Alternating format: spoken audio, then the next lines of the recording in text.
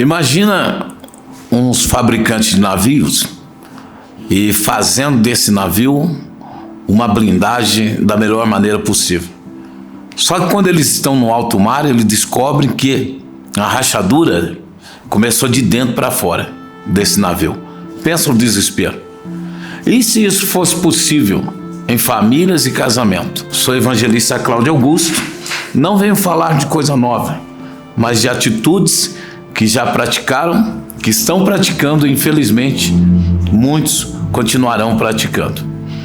O assunto em questão hoje nós entendemos que as pessoas estão tentando ou lutando para blindar as famílias ou o casamento de uma forma muito especial. E nessa blindagem, para blindar a família, o casamento, filhos, há uma escolha muito séria: aonde vai estudar, aonde vai morar, que tipo de amigos filhos podem ter, ou que tipo de amizade as pessoas casadas podem ter. Então é uma blindagem: o que ouvir, o que falar, com quem falar, quando falar, o que assistir, o que deixar de assistir, para que o pensamento é o seguinte: para que coisas erradas não venham destruir, não venham destruir a qualidade de um relacionamento feliz, a qualidade de um casamento feliz e de uma família feliz. Isso é muito lindo e muito louvável. Mas o que eu quero dizer é o seguinte: e quando o problema ele vem de dentro para fora? Eu quero falar sobre rachadura na família ou rachaduras num casamento. Sim, rachadura. Se você observar na parede uma rachadura, algumas pessoas tentam cobrir, colocando um sofá na frente e outras coisas mais. Mas se deixar aquilo ali, com o tempo, aquilo vira um buraco.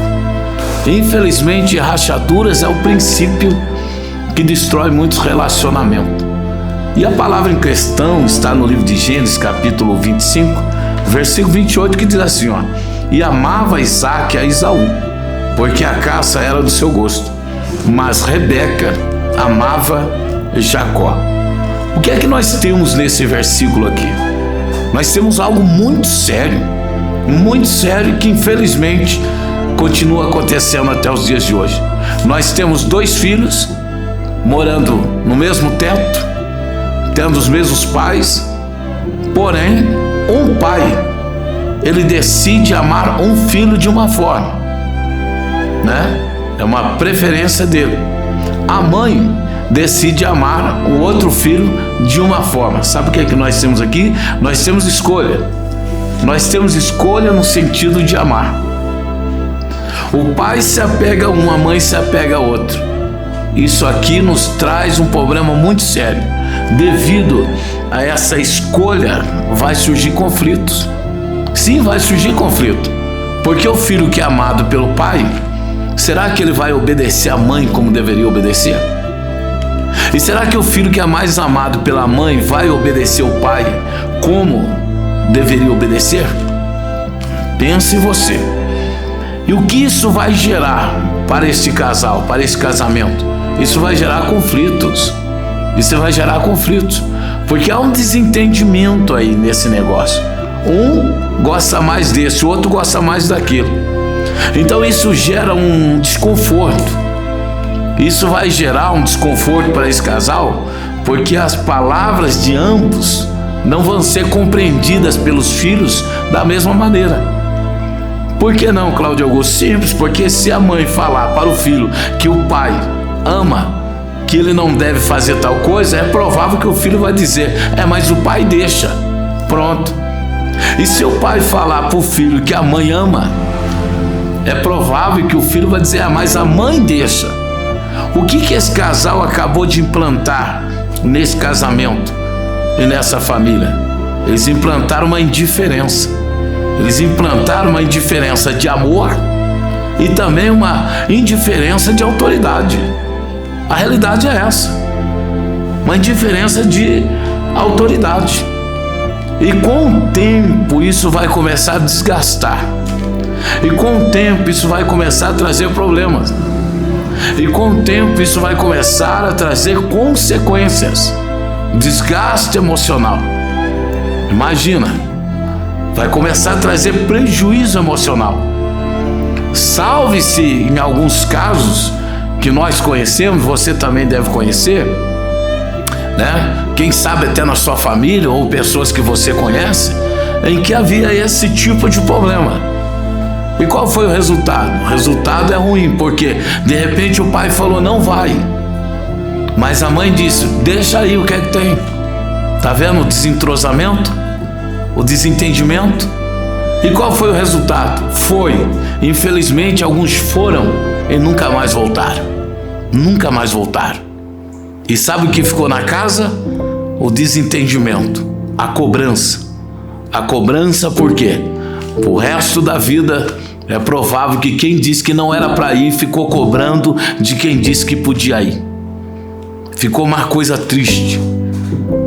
Você consegue imaginar se o filho foi e aconteceu o pior, não voltou? A cobrança de quem disse que não? Jogando na cara, jogando no rosto. Eu disse que não era para ir. Eu disse que não era para ir. Mas a pessoa, mas você disse que podia ir. Aí começa o desentendimento ferrenho. Além da cobrança, vem também o desgaste emocional da pessoa que disse para ir, porque começa a carregar o peso da culpa, né? Começa a carregar o peso da culpa, dizendo, se eu soubesse que iria acontecer isso, eu não deixaria ir.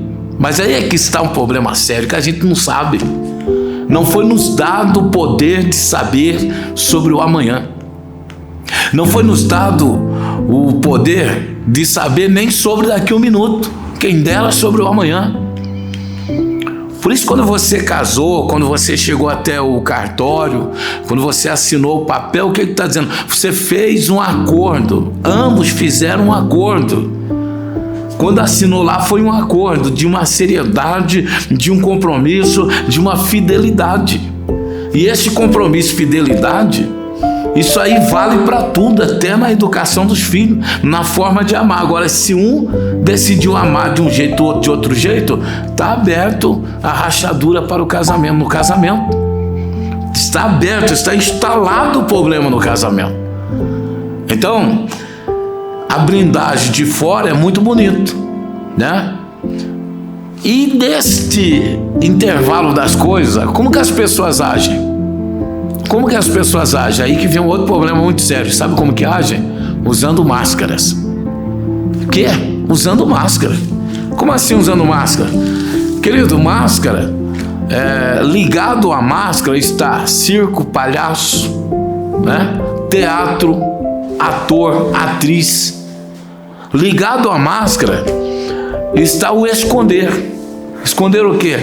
Uma realidade. De repente a pessoa está chorando, mas põe uma máscara de quem está rindo. A máscara é para ocultar o semblante. A máscara é para ocultar a realidade da pessoa, do que ela está tentando transmitir. Então a máscara mostra uma coisa, mas por trás da máscara é uma outra realidade. É o caso de um homem que foi consultar um psicólogo, um homem muito bom, e o doutor falou para ele o seguinte: você está precisando de alegria. Falou para ele, você está precisando de alegria, e você veio no dia certo, porque faz 3 dias que chegou um circo aí, e eu fui lá. O palhaço que lá trabalha, ele é muito bom, não tem como rir. E aquele doutor falou para aquela pessoa deprimida: eu vou pagar para você 2 sessões. Você vai por minha conta, eu vou pagar, e depois das 2 sessões você volta aqui, que você vai sentir algo diferente e nós iremos conversar.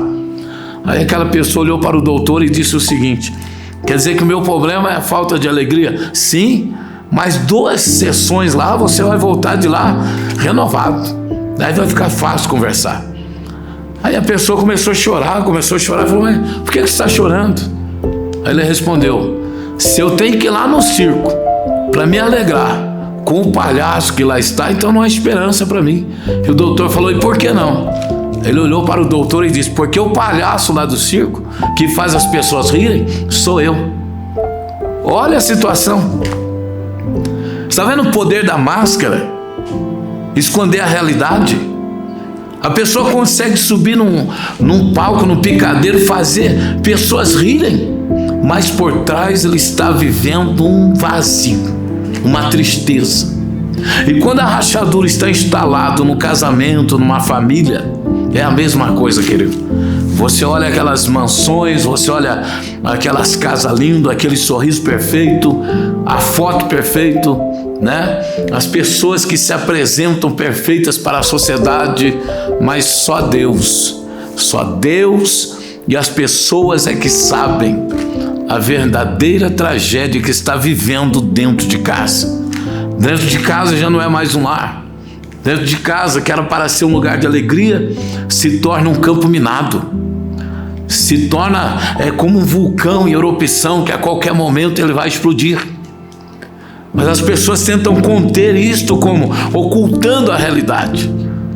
Porque se tem um outro problema que a humanidade não gosta, é se expor.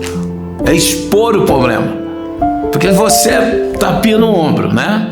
Todo mundo olha para você e fala: que pessoa maravilhosa, que família exemplar, que filho exemplar. Você teria coragem de dizer para as pessoas que a sua família não é exemplar coisa nenhuma?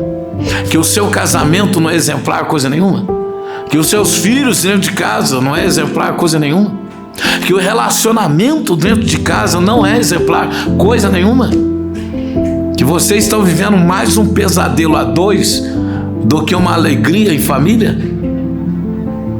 Então o que as pessoas fazem? Máscara.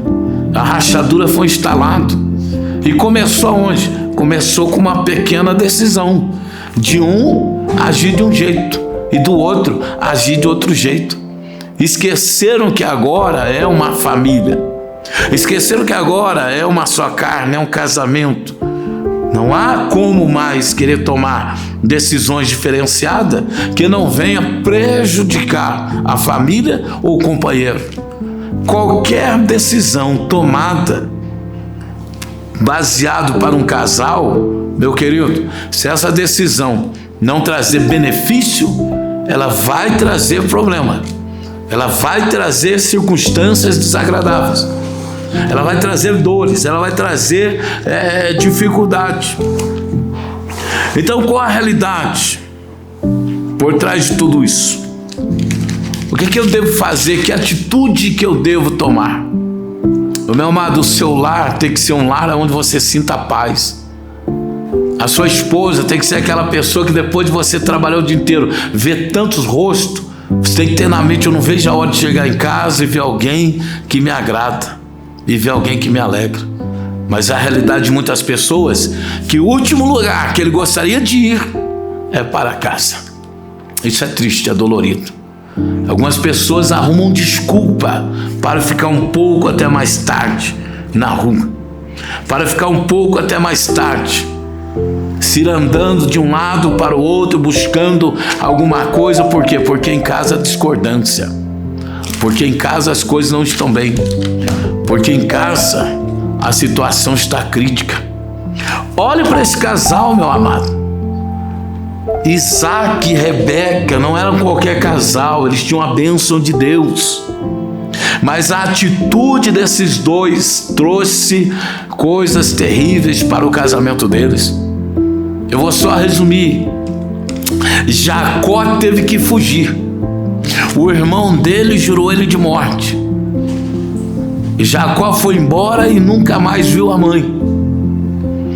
Tudo isso porque decisões que o pai tomou de amar um de um jeito e a mãe tomou de amar o outro de outro jeito. E os dois irmãos não se entenderam, o caos foi instalado. Então, às vezes, a preocupação, como eu disse no começo, é muito cuidado com os de fora, né? Com quem andar, que amizade o filho deve ter, o bairro onde vai morar.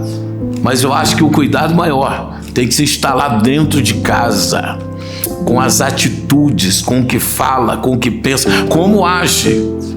Porque é justamente no lar, onde que é para formar caráter, onde é para formar uma estrutura, é justamente no lar que algumas atitudes do pai ou da mãe, criam na verdade pessoas desequilibradas emocionalmente, pessoas feridas emocionalmente, pessoas que estão sofrendo um complexo de inferioridade, não por causa da sociedade, mas por causa de uma escolha, de uma decisão do pai ou da mãe dentro de casa. Faz a sua análise. E isso que eu estou dizendo é tão real, que se você quiser só ir buscar notícias de acontecimentos, filhos, pais, filhos, irmãos, irmão, essas coisas doidas que a sociedade está vendo, mas dentro de casa. Aí a pergunta é, mas como? Por quê? Quando? É porque já estava instalado a rachadura dentro da casa. Mas antes que seja tarde demais, a pergunta é agora: o que devemos fazer? O que devemos fazer? Primeira coisa, meu querido, busque sair do conceito da famosa frase: vai tudo bem, vai tudo bem. É um problema muito sério, porque se você conversar com 10, 20, 30 pessoas, como é que eles estão? É a mesma resposta: tudo bem, graças a Deus. Tudo bem, graças a Deus. Se pudéssemos conversar com várias pessoas que se suicidaram antes deles suicidarem, no dia que suicidaram, sabe o que eles diriam para nós? Está tudo bem, está tudo bem. Se pudéssemos conversar com aquele pai que assassinou a família inteira antes do assassinato, sabe o que ele diria? Está tudo bem. Se pudéssemos conversar com aquela filha que fugiu de casa e ninguém sabe por onde anda, ela diria para nós: está tudo bem. Se está tudo bem, por que horas depois a prática do mal? É porque não está tudo bem. Não estava tudo bem. A coisa já estava complicada. Mas o nosso mal é tentar apresentar em forma de máscara que está tudo bem. Por quê? Medo. Medo do quê? De se expor. Mas é melhor você se expor com quem? Com seu líder religioso. Busca conversar com o seu líder religioso. Você frequenta alguma religião? Procura o seu líder religioso. Converse com ele. Pede aconselhamento. Se expõe a ele. Pede para ele visitar a sua casa, visitar o seu lar, visitar a sua família, levar uma palavra que venha ajudá-los a entender que dá para viver o melhor ainda, que dá para fechar essa rachadura e viver um novo tempo e viver uma nova história. Segunda coisa, busque em Deus resposta, busque em Deus uma graça, busque em Deus uma ajuda, busque em Deus uma forma de mudar este quadro, mudar esta situação. E eu não tenho medo de falar que Deus é o mais interessado em te abençoar. Deus é o mais interessado em abençoar a sua casa, o seu casamento, o seu lar, seus filhos, seu emocional, seu coração, sua alma. Por quê? Porque veio dele a ordem de constituir um casamento, uma família. Então, ainda não está perdido. Se você está no dia chamado hoje, assistindo esse vídeo, então hoje é o tempo de mudança, de alcançar uma coisa nova para esta família e, de fato, não se preocupar com os aplausos ou a aprovação da sociedade, mas se preocupar, sim, em viver uma vida feliz, com pouco que tenho, com muito que tenho, com o status que tem ou sem status, mas o que precisamos é estar bem dentro de casa, família e casamento, sem rachadura. Não permita que a rachadura venha destruir o seu lar de dentro para fora. Deus te abençoe.